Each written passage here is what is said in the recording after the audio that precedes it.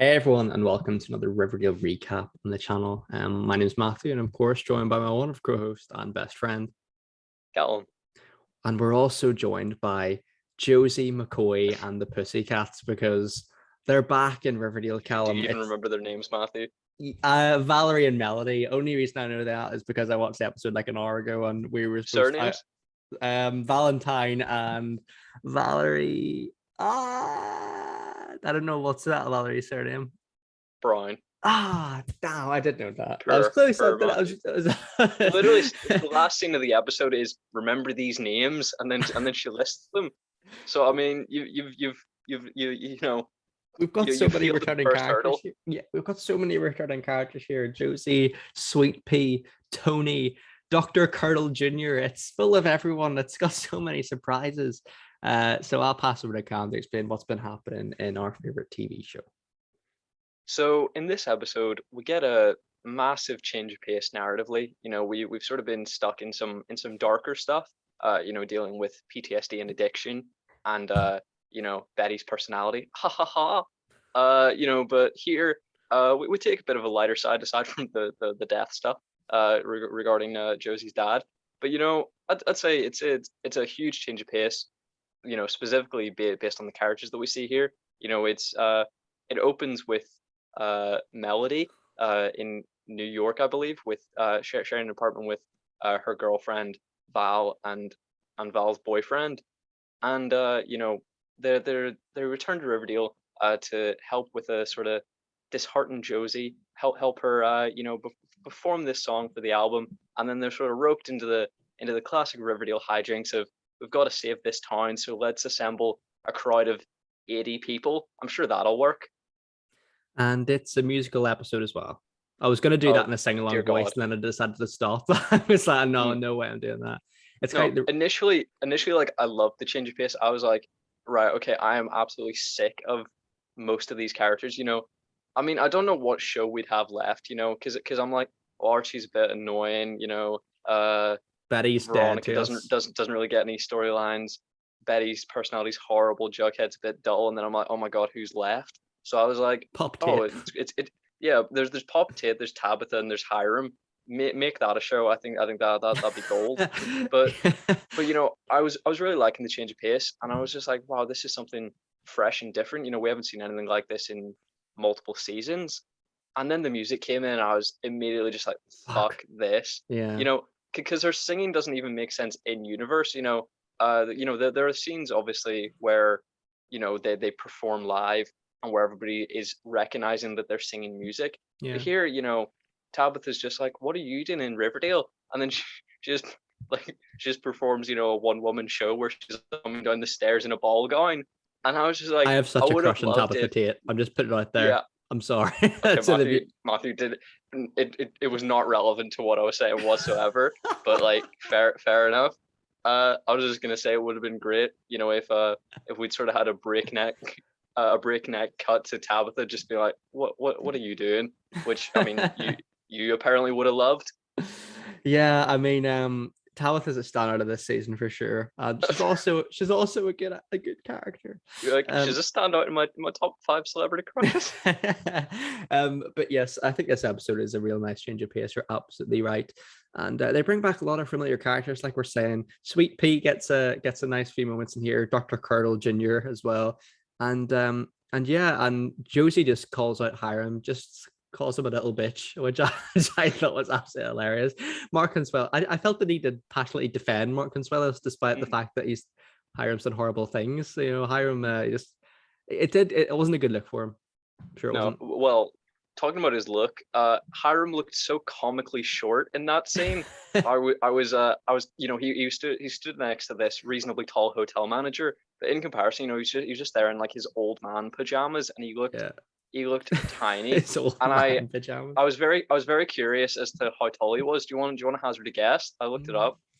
5'9", 5'10", He's 5'8", so he's shorter than us. 5'8". Oh, but he's got such a menacing presence as well. Like you imagine he'd be quite intimidating in person.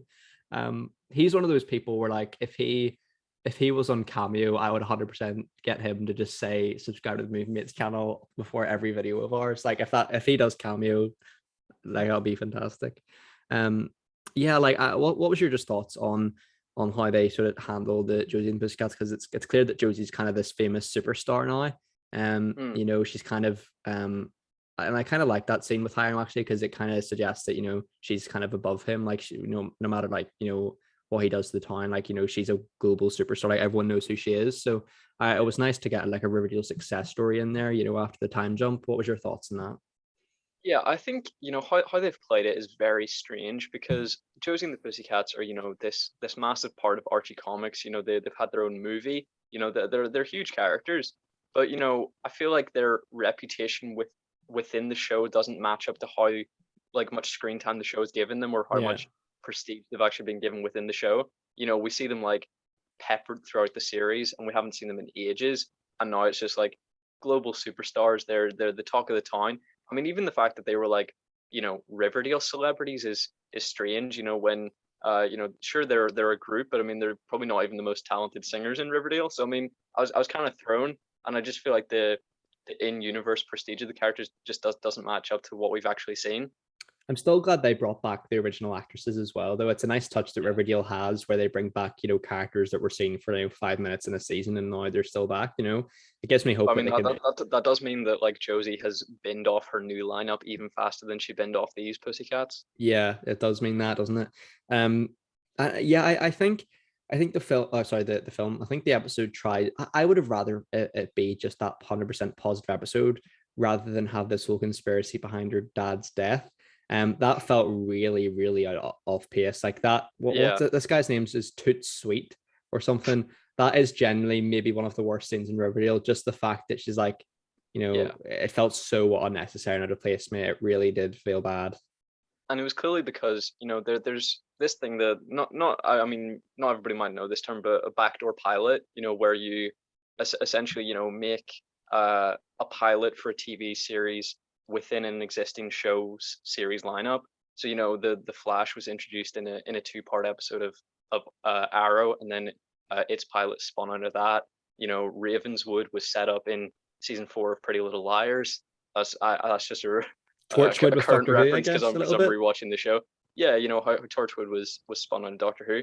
So it was just very odd because we didn't know at that point that there's clearly, you know, that this would clearly, a backdoor pilot to a series that we weren't aware was happening. It sort of flashes up at the end the Pussycats, and it does a little jingle or whatever, Yeah. and at least normal that a backdoor pilot is happening because it's got a series order or something, and this is just them introducing the cast or the lineup of characters for for that series. But here, because we didn't know that going in, it's just so off-putting, and like it was bizarre. Yeah, no, I absolutely agree. 1,000,000%. You know, it just felt really unnecessary, I believe. And I'd still be interested. I think a Josie and the Pussycat spin-off would be very interesting. We'd probably have to watch it. Maybe not Mm, do weekly reviews on it, but we might have to check out the no. pilot for a laugh. Well, I Um, mean, you weren't curious about enough about Katy Katie Keene. Keene Yeah, to Kitty watch Keene, that, yeah. and that ad Josie. Yeah. Did they bring back a character there from that show in this episode? Yeah, Alexander Cabot, and they were incredibly confident to act like Alexander is a character that more than like a handful of people will know. Because I mean, that show was cancelled for poor ratings, I presume, and like I'm probably one of few people watching this episode who actually knows who that character is, and like just the boldness of them to like play her entrance as like a reveal. I had to respect it. Yeah, it's yeah, yeah. I see what you're saying there. And then also in this episode, Tony gives birth as well. You know, it's something that's been, you know, going on for the show since really, I guess, since the time jump. You know, when Tony was that focal point of the show for a time. So it's interesting. Tony has a kid named Tony. I guess it's a little boy.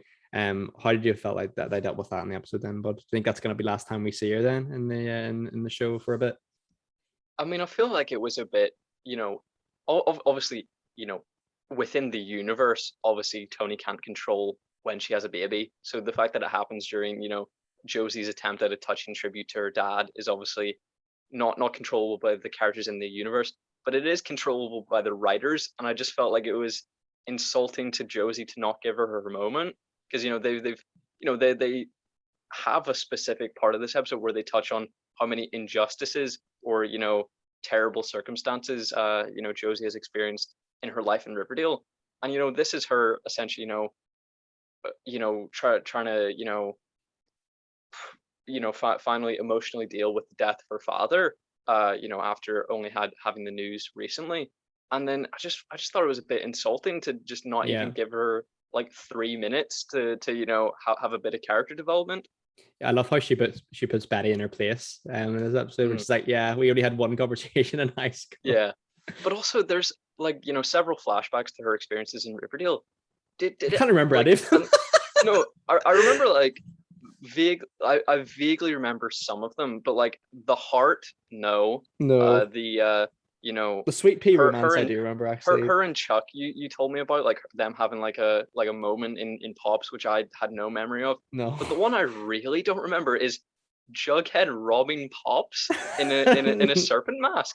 When did that When did happen? that happen? Also, I I have was no watching idea. this. I was watching this, and I'm pretty sure the subtitles it said FP. So unless the show's made a really Right. massive mistake there, and then thought, oh Yeah. fuck, it was actually FP and not Jughead or something, or maybe Josie thought it was Jughead, but Jughead seems to Mm. say, oh yeah, that was me. But in the subtitles, Yeah, it was FP. So what's going on? he definitely agrees that was him. Yeah, I think there's no question that must have been Jughead. And for us to just not remember it, it must have been one, not a very big moment, and it must have been season 4, which I think we were both a bit checked out of, because I mean it was by the end quite poor. Yeah, no, must be. I can't Excuse me a remember moment. that at all. If you pause for a Yeah, second, my no, dad is speaking outside. yeah, no problem. Yeah, just maybe aware then. So for musical episodes, I say you haven't watched too many of the musical episodes, which I mean, have you watched any of them? Like the committed musical episodes?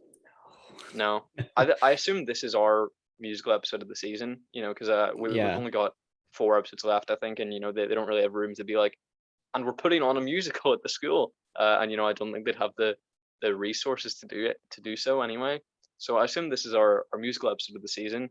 I don't know how you haven't watched the musical episodes if that's the one where like they always make sure to have like a big moment at the end to make sure that I you've always just watched it. skip to the So big moments. you skip to that, okay? Because like the season 4 one ended in Archie and Betty kissing, and then that's been you know that's just so embarrassing that's like I was gonna say that's been a talking point between us for like a year and a half now, and I'm like that's just bleak, that's just I can't sad that believe they did it.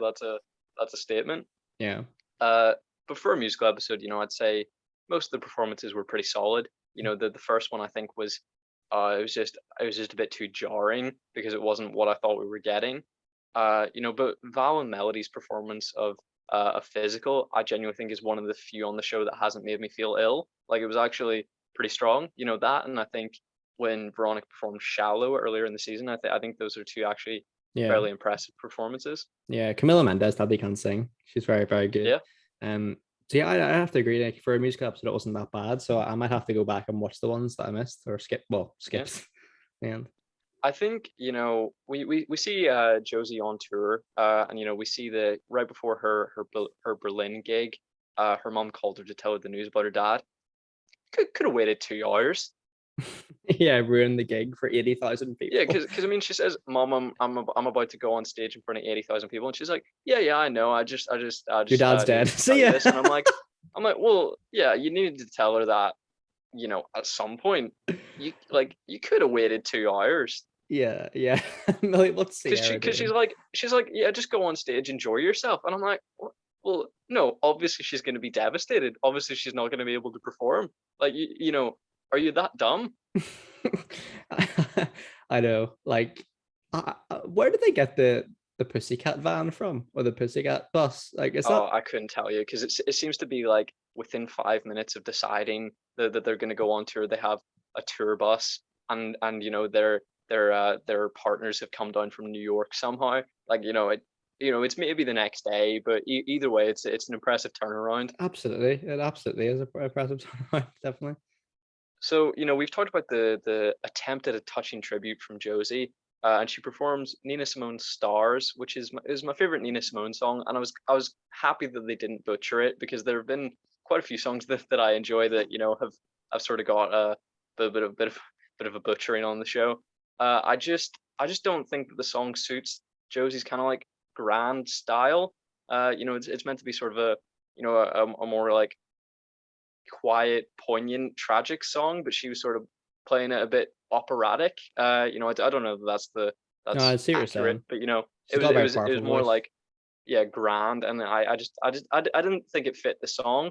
But I thought that the idea of a tribute was really sweet, and I just wish the show itself hadn't ruined that moment. Yeah, I do kind of miss these characters, to be honest, the Pussycats, because I'd like to see them, in the show a bit more. But I think that it's kind of felt like a goodbye from the show for me a little bit here. Mm. Well, Did you from feel the this same? show, yeah, I presume to then establish their own. Yeah, pretty much. That's how I felt about it. Yeah. I mean, we're gonna have to watch it, but one, I don't know that it'll work because I don't think musical TV shows have the same scope of a potential audience. I think they're thinking, oh, everybody that watches Riverdale loves Josie and the Pussycats. They're gonna flock to this show. And I'm like, well, Josie is the only notable character in Josie and the Pussycats. She's in the title, and people still didn't watch Katie Keene, and she was a big part of that show. So I mean, I just think this is going to be another one cancelled after one season, and it's Yeah, also I presumably think going to so. be a whole show of this. It's going to be 4 songs each episode, and like I don't know how long I can take that. I definitely couldn't do it if it was like a 22 episode season. Yeah, I don't even think Riverdale on its own has enough years anymore to sort of get a spin off show. It's something Yeah, you I mean, should have we maybe we done a looked few at the seasons stats ago. the other day, and they were poor for season 5. Yeah, definitely. So it'd be interesting to see if it lasts or not. But you never know. Never say never.